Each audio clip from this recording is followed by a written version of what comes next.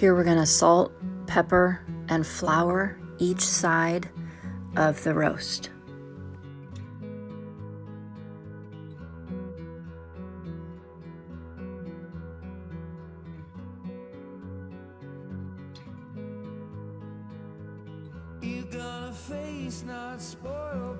I recommend keeping one hand clean, one hand dirty, so you don't cross-contaminate, the raw meat onto everything. You're not afraid of anything they've seen. I was told that I would feel nothing the first time.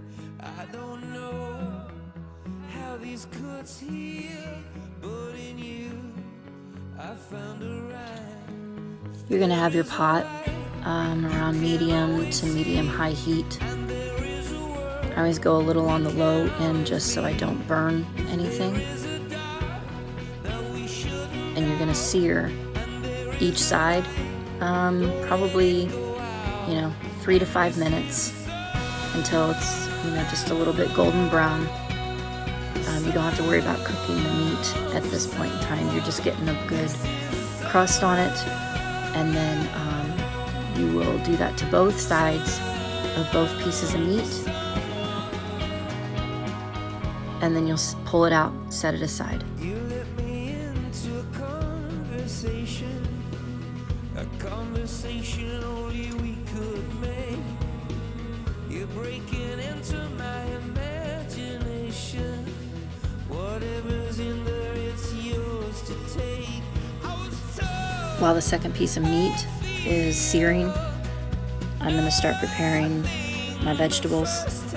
The onions you're going to slice thinly, and then you're just going to smash your garlic.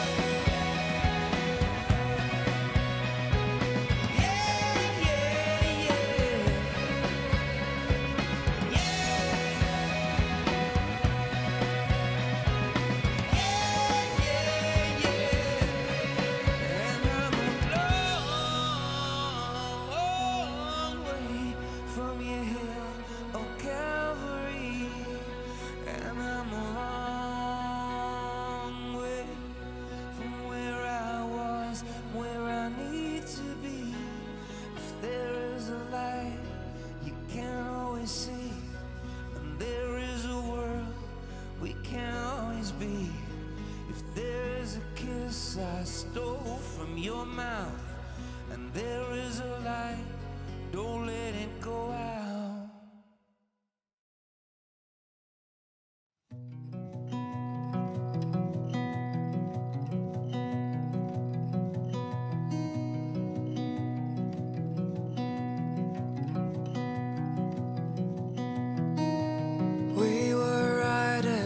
Now you're going to saute your onions until they start to get a little soft, and then you will add a little bit of salt into them.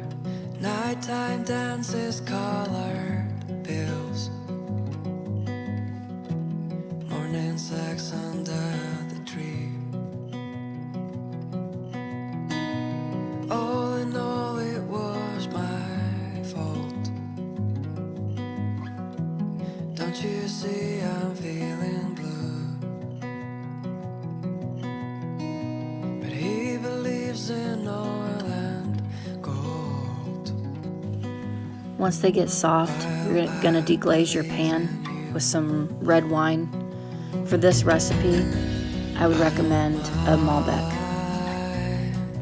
If you don't love me, I don't mind at all. Then Then you're gonna add in your beef broth.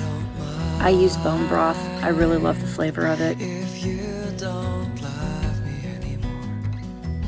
Then you're gonna add in your smashed garlic, rosemary, thyme, bay leaves, and tomato paste, and Worcestershire sauce.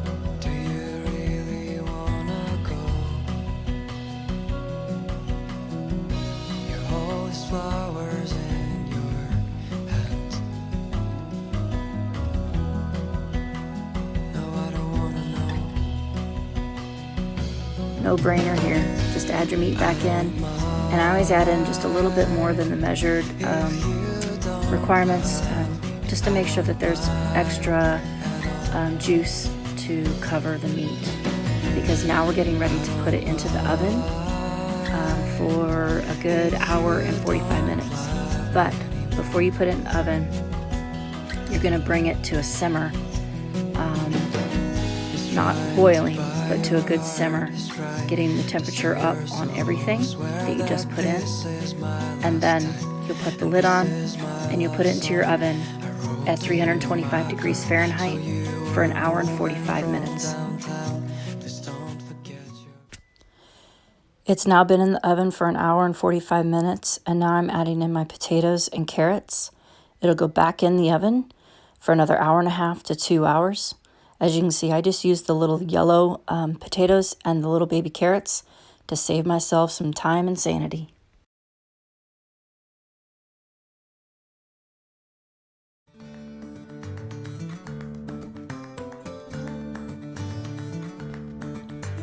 Now we're going to pull the meat and the stems from the herbs out of the pot.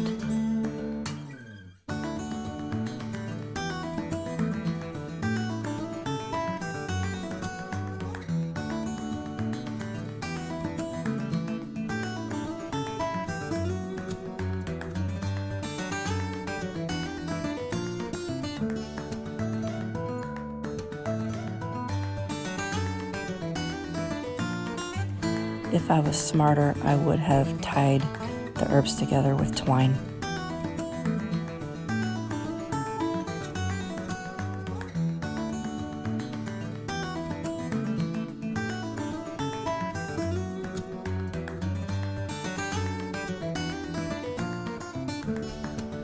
Don't forget how many bay leaves you put in there too.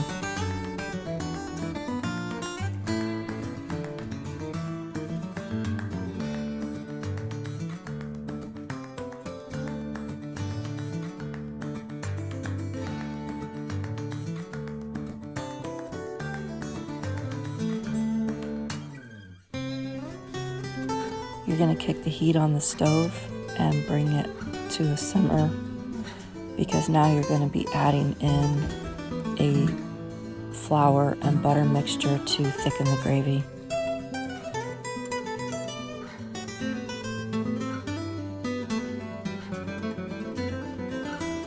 As I'm shredding the meat, I'll pull the excess fat off, just because nobody likes to bite into that.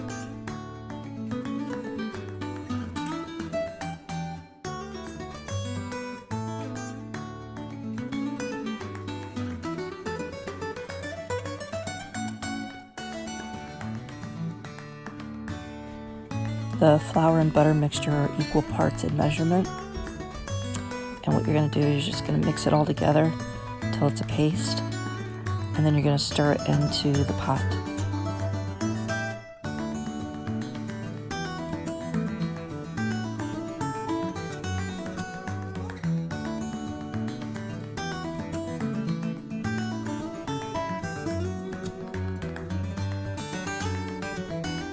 You don't want this to boil, but you definitely want it to get up to a good temperature or a good strong simmer, if that makes sense.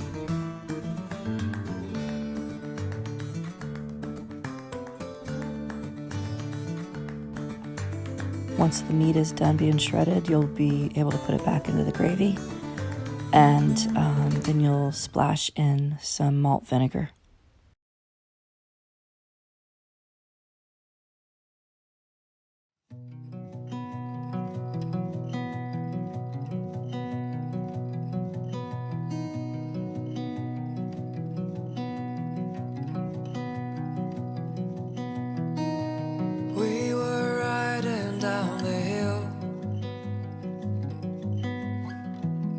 Summer breeze came from the sea. Nighttime dances color. And there you have it. It's a little labor intensive, but it's the best roast ever. Insects